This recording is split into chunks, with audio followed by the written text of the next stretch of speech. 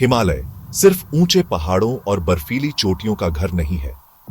यह एक ऐसा क्षेत्र है जहां प्रकृति अपनी पूरी भव्यता के साथ विराजमान है और सदियों से इसने अनगिनत कहानियों को अपने भीतर समेटे रखा है।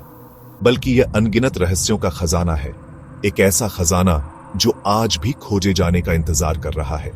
इन रहस्यों में से कुछ तो सदियों पुराने हैं और कुछ ऐसे हैं जो अभी भी वैज्ञानिकों और इतिहासकारों को हैरान करते हैं। उत्तराखंड के चमोली जिले में 16,500 फीट की ऊंचाई पर, जहां हवाएं बर्फीली और सांसें मुश्किल से चलती हैं, स्थित है एक रहस्यमयी झील रूपकुंड, जिसे कंकालों की झील के नाम से भी जाना जाता है। पहली नजर में यह झील शांत और सुंदर दिखती है, मानो प्रकृति ने इसे अपने हाथों से सजाया हो। लेकिन इसकी गहराई में छुपा है एक डरावना राज, एक ऐसा रहस्य जो सदियों से अनसुलझा है। सैकड़ों इंसानी कंकाल जो झील के ठंडे पानी में दफन है। हर साल गर्मियों में जब बर्फ पिघलती है और झील का पानी कुछ हद तक साफ होता है, तो झील के तल में बिखरे ये कंकाल साफ दिखने लगते हैं, मानो वे अपनी कहानी खुद बताने के लिए सतह पर आ रहे हों। ये नजारा जितना हैरान करने वाला है, उतना ही डरावना भी। एक ऐसा दृश्य जो किसी को भी सोचने पर मजबूर कर देता है।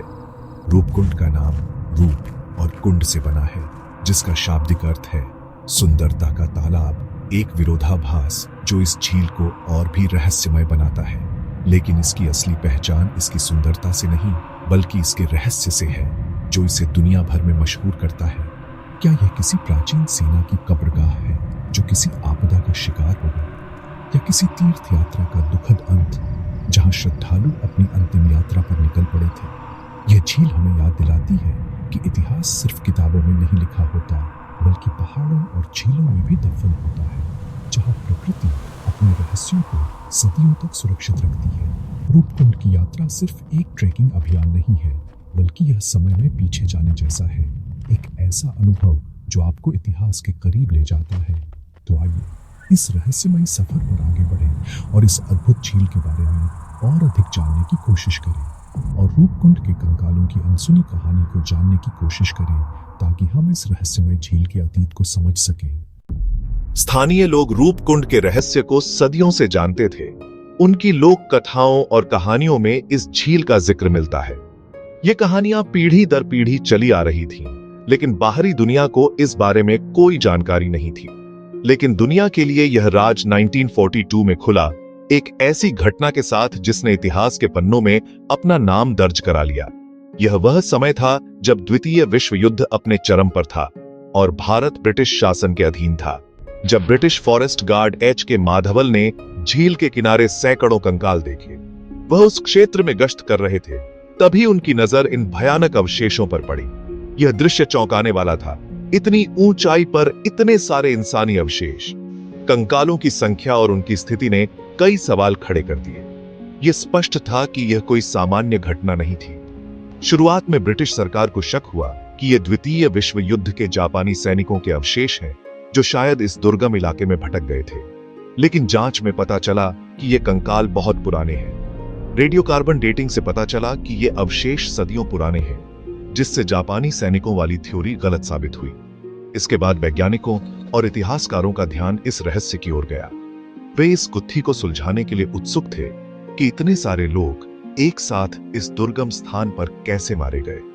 1950 और 60 के दशक में कई अभियान हुए, जिनका मकसद रूपकुंड के रहस्य से पर्दा उठाना था, जिनमें कंकालों के साथ लकड़ी की कलाकृतियां जैसे कि बर्तन और अन्य घरेलू सामान मिले, लोहे की भाले जो शायद आत्मरक्षा या शिकार के लिए इस्तेमाल किए गए थे, चमड़े की चप्पलें और अंगूठियां भी मिली, जो उस समय के लोगों के जीवन शैली और संस्कृति पर प्रकाश डालती है। ये चीजें बताती हैं कि ये लोग किसी यात्रा पर थे, न कि सिर्फ गुजर रहे थे। शायद यह कोई तीर्थ यात्रा थी या व्यापारिक यात्रा जो दुर्भाग्यपूर्ण तरीके से समाप्त हो गई। रूपकुंड अब एक पुरातात्विक स्थल बन गया, जहां हर साल बर्फ पिघलने पर नए कंकाल और रहस्य सामने आते हैं। यह झील आज भी वैज्ञानिकों और इतिहासकारों के लिए एक पहेली बनी हुई है। एक फॉरेस्ट गार्ड की आकस्मिक खोज ने दुनिया को एक ऐसे रहस्य से रूबरू कराया जो आज भी अनसुलझा है। रूपकुंड कंकालों की झील हमेशा के लिए इतिहास के पन्नों में दर्ज हो गई। रूपकुंड में मिले कंकालों की संख्या 500 से 800 के बीच है। इनमें पुरुष, महिलाएं और बच्चे सभी शामिल थे और वे स्वस्थ थे। अचानक किसी आपदा का शिकार हुए। कद काठी में अंतर से लगता है कि ये दो अलग अलग समूह थे, शायद स्थानीय गाइड और बाहर से आए यात्री। उनके साथ मिले सामान जैसे छाते, बांस की छड़ियां और चप्पलें लंबी यात्रा की तैयारी दिखाते हैं। हथियारों की कमी और सिर पर एक जैसे गहरे फ्रैक्चर से यह संभावना कम हो जाती है कि वे युद्ध में मारे गए। ज्यादातर खोपड़ियों पर छोटे, ऊपर से गिरी किसी भारी गोल चीज की वजह से थीं, जैसे क्रिकेट की गेंद के आकार के ओले। यह एक मूक त्रासदी की कहानी है जो समय की परतों में कहीं खो गई। वैज्ञानिकों ने पाया कि चोटें किसी हथियार से नहीं बल्कि ऊपर से गिरे भारी ओलों से आई थी। सभी खोपड़ियों पर चोट का पैटर्न लगभग एक जैसा था, जिससे सिद्धांत बना कि इनकी मौत एक भयानक ओलावृष्टि से हुई। इतनी ऊंचाई पर खुले मैदान में ऐसे तूफान से बचने का कोई रास्ता नहीं था। 2004 में एक अभियान ने कंकालों के साथ संरक्षित मांस के टुकड़े भी पाए, जिससे मौत का कारण और स्पष्ट हुआ। यह सिद्धांत बताता है कि कैसे प्रकृति की एक विनाशकारी शक्ति ने सैकड़ों जिंदगियों को एक पल में खत्म कर दिया। लेकिन यह अब भी रहस्य है कि वे लोग कौन थे और वहां क्यों थे। विज्ञान के साथ साथ रूपकुंड की कहानी लोक कथाओं में भी दर्ज है। स्थानीय गढ़वाली लोग मानते हैं कि यह झील नंदा देवी राजजात यात्रा से जुड़ी है। किंवदंती के अनुसार कन्नौज के राजा जसदहवल ने यात्रा की पवित्रता भंग की, जिससे देवी नंदा क्रोधित हो गई। देवी ने एक भयानक बर्फीला तूफान भेजा, जिसमें राजा, रानी और पूरा काफिला मारा गया। कहा जाता है कि रूपकुंड के कंकाल उन्हीं लोगों के हैं। यह लोक कथा वैज्ञानिक सिद्धांत से मेल खाती है। दोनों में मौत का कारण एक भयानक तूफान है। यह कहानी बताती है कि कभी कभी सदियों पुरानी कहानियों में भी सच्चाई के अंश छिपे होते हैं। दशकों तक रूपकुंड का रहस्य एक अनसुलझी पहेली बना रहा। शुरुआती अटकलें अक्सर तीर्थयात्रियों के दुर्भाग्य या क्षेत्र में गश्त कर रही सेना के इर्द गिर्द घूमती रहीं, जिससे कई तरह की कहानियां जन्म लेती रहीं।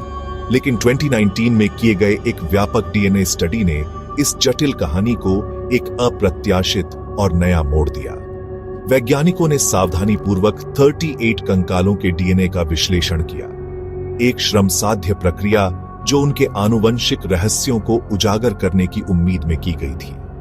विश्लेषण से पता चला कि वे 3 अलग-अलग आनुवंशिक समूहों से थे, जो झील के किनारे एक साथ दफन होने के बावजूद एक ही मूल के नहीं थे। और चौंकाने वाली बात यह है कि उनकी मौतें भी अलग अलग समय पर हुई थीं, जो एक ही विनाशकारी घटना के सिद्धांत को चुनौती देती है। पहला समूह दक्षिण एशियाई था, जो भारतीय उपमहाद्वीप से उत्पन्न हुआ था। उनकी मौत 800 ईस्वी के आसपास हुई, शायद वही तीर्थयात्री जिनकी कहानियां पहले सुनाई जाती थीं। दूसरा समूह पूर्वी भूमध्य सागरीय क्षेत्र यानी ग्रीस और क्रीट जैसे क्षेत्रों से था, जो एक महत्वपूर्ण भौगोलिक दूरी को दर्शाता है, जिनकी मौत 1800 ईस्वी के आसपास हुई, जो पहले समूह की तुलना में 1000 साल बाद की अवधि है। तीसरा समूह दक्षिण पूर्व एशिया से था, जो इस रहस्य में जटिलता की एक और परत जोड़ता है। यह वास्तव में चौंकाने वाला था। यूरोप और एशिया के लोग अलग अलग समय पर इस दुर्गम स्थान पर पहुंचे। यह एक ऐसा रहस्य है जो अभी भी शोधकर्ताओं को परेशान कर रहा है। हिमालय की इस ऊंचाई पर, जहां जीवन कठिन है, इतने अलग अलग मूल के लोग कैसे पहुंचे? डीएनए अध्ययन ने एक एकल विनाशकारी घटना के सिद्धांत को निर्णायक रूप से खारिज कर दिया। अब रूपकुंड कई त्रासदियों की एक श्रृंखला का प्रतिनिधित्व करता है, जो एक ही समय में नहीं बल्कि जो सदियों के अंतराल पर घटी, जिससे इस रहस्यमय झील का इतिहास और भी गहरा हो गया। रूपकुंड की कहानी किसी रहस्यमयी उपन्यास की तरह है। हर मोड़ पर नया सवाल। हमने फॉरेस्ट गार्ड की खोज से लेकर डीएनए तकनीक तक सफर किया, लेकिन जवाबों से ज्यादा सवाल मिले।